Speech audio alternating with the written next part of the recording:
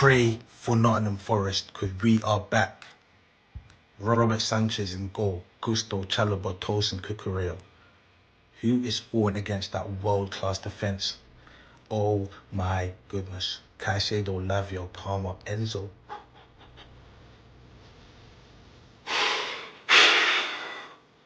I used to pray for a time like this. Callum McFarlane, you are the man. And then João Pedro up top. Pray for Nottingham Forest. Listen up, on the bench we got Colwell, James, Hato, Delap. Squad depth back. FA Cup, we're winning that. We're winning this game 3-0. Colwell is back. Where's Garnacho? Derry, let's see what he's on. Left wing. Callum McFarlane in. Let's go.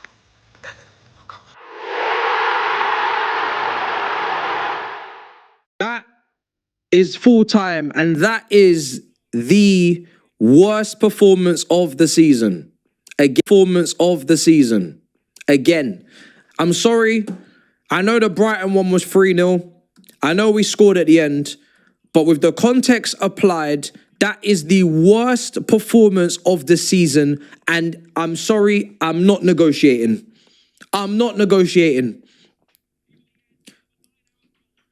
You have just been battered by a team that are...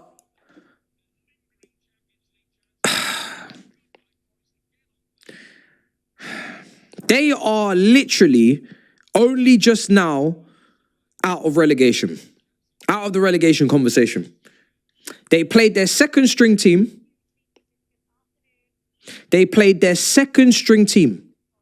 We saw names on that team sheet we've never heard of before. We saw players we didn't know existed. And you didn't just lose, you were battered.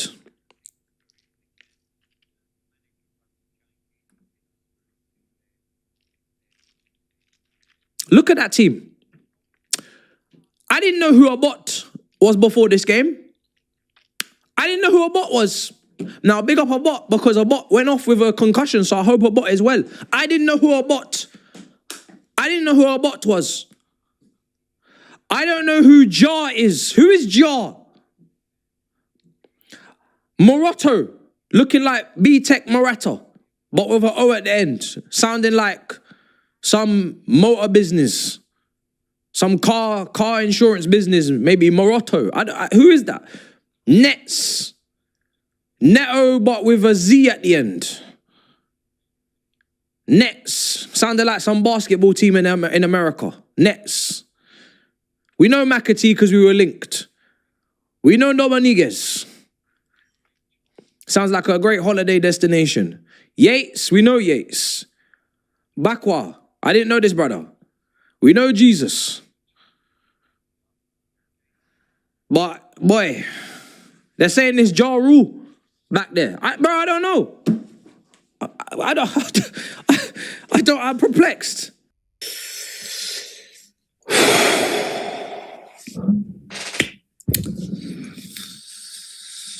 Ladies and gentlemen, another diabolical performance, another soul-ripping, heartbreaking, just disgraceful, disgusting performance, man. It's difficult. Honestly, it's so difficult these days. I thought off the back of the match against Leeds with Liam Rossigna gone, maybe these players might just feel a little bit more relaxed, a little bit more open, and they're going to finish the end of the season with a bit of a flourish. But once again, embarrassed at home. You don't understand. Like, I'm going to get to the ownership because obviously we're going to always talk about the ownership and how they just need to go. They've put us in this situation. But today I want to specifically talk about the players because I'm not going to come here and talk about McFarlane because for me, Callum McFarlane he's a nobody.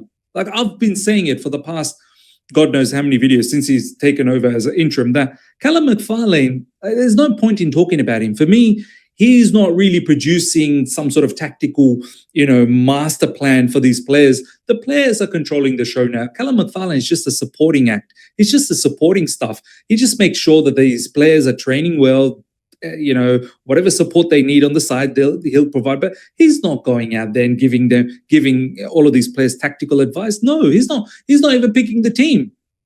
This is why I'm saying now we really need to start talking a little bit more about the players. I've been a little bit sympathetic towards the players because of the shit show that's taking place at Chelsea Football Club. But because when you are part of an organization that is so shit, like the one at Chelsea Football Club right now, there can be a tendency of somewhat falling off. Like, the heart might not be there, the desire might not be there to do well. I've been part of organizations where it's been a calamity. It's been pathetic. You can see from top to bottom that, the company is going nowhere. So it kind of triggers you to be complacent as well. But you still try and maintain some form of professionalism. You still try and say to yourself, you know what, like, I need to maintain some standard. Ladies and gentlemen, today, Nottingham Forest, away from home, this game is at Stamford Bridge, in front of our home crowd. We still have, some things to play for. We've got an FA Cup coming up, final. We want to be in a good momentum. We want to be in a good form. We've got Champions League football, which is hanging by the thread, because it's hoping for a lot of things. We need to still finish sixth. We need Aston Villa to win the, Europa League. 2023 or 2026 Chelsea. I can't lie, this Chelsea's worse. But we finally scored a goal. Listen up, I can't even be mad anymore, because we ain't won in how long. But listen up, the owners, you man better move correct this summer. I'm telling you, move correct this summer or it's long. Man's going to be at Stamford Bridge every day of the summer, from morning till night. You lot will know who man is. Listen up, what is this, broski? 3-1 at home to a side that's getting relegated. Hey, this is unacceptable, man. I can't lie. These owners, one of the commentators said the average finish position for Chelsea since Bluco took over is 7th. Before then, we were winning trophies and this and that. Now, these men want to sign young G's. Listen up, this summer, if you're not moving correctly, if I'm not seeing experienced guys, I'm going to be at Stamford Bridge from morning till night. These guys will know who man is. I've had enough, man. This team is pathetic, bro. Embarrassing. What a disgrace. João Pedro, best striker in the world, though. Yes, guys, welcome back to another video. Welcome to the George Benson Football Channel for 6 things that we learned from Chelsea 1, Nottingham Forest 3. We scored a goal. There was a part of me there that was about to go on this little rampage about how happy I am that we have scored. But let me tell you this. You thought it couldn't get any worse? Well, ladies and gentlemen, we have. It got worse. We might have scored a goal, and fair play, João Pedro. It's a stunning goal. Thank you for that brilliant moment. But bloody hell, man, this football club are finished. Absolutely finished. And I'm going to tell you today exactly what needs to happen here, because I've got a theory, and I don't like the fact I'm saying this, but maybe it's a good thing that we're getting beaten today. Maybe it's a good thing we've been battered today, because at this point in time, right, there's no white flag. There's nothing that we can wave. There's no throwing in the towel. It has to be total, complete and utter sabotage right now at Chelsea Football Club. And let me tell you why. If you haven't seen the video that I posted about a week ago now, talking about the ownership structure at Chelsea, I'll leave it as a card up here on the screen. The reason it's right for Chelsea to sabotage game after game right now is because there's a situation that could unfold at Chelsea Football Club where Aries management, who, if you don't know about Aries management have a loan that is given for Chelsea under this Blue Co ownership. And because of the debt that has massively accumulated at this football club due to the way that we have been ran by Blue Co and predominantly by Clearlake, who have been in control of things ever since Todd Bowley came and then just started to hide in the shadows again, Aries management could take over control at Chelsea Football Club. It's possible, and right now, it is the only hope that we have. Because even if you were to find a buyer for this football club right now, if I was to, just wave a magic wand and there's someone with 500 billion quid wants to buy Chelsea, sees that I care, sees that you care, sees that any of us care, who are leaving the stadium having paid our hard-earned money after 45 to 50, 60 minutes, it's embarrassing The level of performance that was on show today is a disgrace. But even if you found someone crazy enough to deal or buy this football club right now, what are they going to do? Because we have just witnessed an entire team of players who once again do not care about the crest that is on their hearts, on their shirts. They do not care that there was still, before this game, there was still potentially European football at stake for Chelsea this season. Well, I suppose the only positive that can be taken from this is that a fellow Niger man, Awoni, showed up and scored a two-piece, won the penalty and also scored the two-piece, who was man of the match. That's the only positive that can be taken there. So shout out to my fellow Niger man, fellow Nigerian, who has helped to further eliminate the trashness that is, of course, Chelsea Football Club, man. So as I say, Niger, no, they carry last, unless if it involves not able to qualify for a 100-team World Cup where the Polar Bears and Antarctica are sending teams to that said World Cup. But it is what it is. Shout out to Awuni. Let's not get to the realness right now. So here's the thing. What is this? Still UCL champs. Still the best defensive record in Premier League history. Still the greatest UCL final victory of all time, which was the 2012 UCL final. 10 men dunked on peak Messi, peak Barca at their own home at the Camp Nou. And we are still the legitimate defending UCL champions. So you can only win the UCL via the away goal rule. We're the last team to win the UCL via the away goal rule, which makes us still and forevermore, until it's changed, the legitimate defending UCL champions. So as a guy who speaks fluent UCL, as a defending UCL champion, this is beyond embarrassing. This is things have gotten really bad.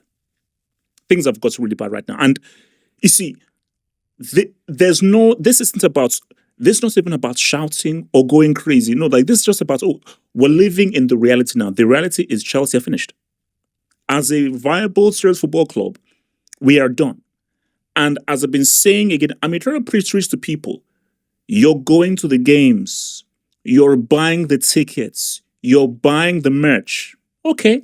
Now, there was a good sign because I think by the 75th minute, guys were leaving. Do you know what it means for your home fans to leave with 15 minutes to go because you're getting ass-cheeked so badly by Sherwood Forest of Nottingham? Did relegation Nottingham Forest just stick their sack on our face? End the season! 6 Premier League losses in a row.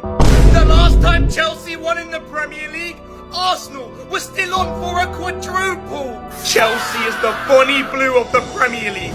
Cause look at this shit. Every team is lining us up. Go Palmer. My goat can't even score penalties anymore. I remember when Palmer and Saka was a debate, but somehow they both ended up losing. 1.8 billion spent to end up with that lineup. That's like buying a Lamborghini and coming home with a fat bitch. Who the fuck is this guy? I swear I've packed him in bronze pack method, yet he kept dunking on us. But thank you, Joao Pedro. Because after you scored a wonder bicycle kick, I've now seen Chelsea score our first Premier League goal in 2 months. We're so finished. Bluco, Bedadik Bali, Winston Lee Stewart, get out of this club! It could not be more clear at this point, ladies and gentlemen. It's Bluco out, irrespective of results like this. And this calamity that we've got today, where we've been battered by Nottingham Forest, and we got battered by Nottingham Forest's B team in the first half. Their B team. I gave too much credit again. In the preview, let me take these off before they get smashed. I gave too much credit once again in the preview for the very reason that we went 2-0 down in the first half. Make it make sense. I came on here and told you guys in the preview, I think Nottingham Forest, yeah, they're going to be up for it, but they've got a Europa League semi-final to think about, second leg, right? They might, rotate a little bit. I don't think they're going to do what Villa did, but there might be some rotation. They might, I don't want to say step off the gas. They're going to be there, but they're not going to be as strong as they could be. For that reason, I said it was going to finish 1-1. I said 1-1. And it's for that very same reason that Forest practically started their B team and were 2-0 up after 20 minutes. Only to then bring on their top ballers and to go on and score a third. And to kill off the game. Only for us to get a consolation at the very end, courtesy of a very good João Pedro goal. That was the only good thing today. João Pedro scoring something straight out of Joga Bonito. Straight up on the chest, bicycle kick into the corner. Beautiful, right? Beautiful. But that's it. Apart from that, nothing happened. And it's not about the results anymore. This is why, and please, people need to understand this. After that Leeds game, there were some people getting a bit too excited because these are people that choose not to see past their own noses. They choose not to see what's in the distance. What's the reality? How are things really looking? It's too uncomfortable for them. They don't want to go near. But unfortunately, whether you don't or you do,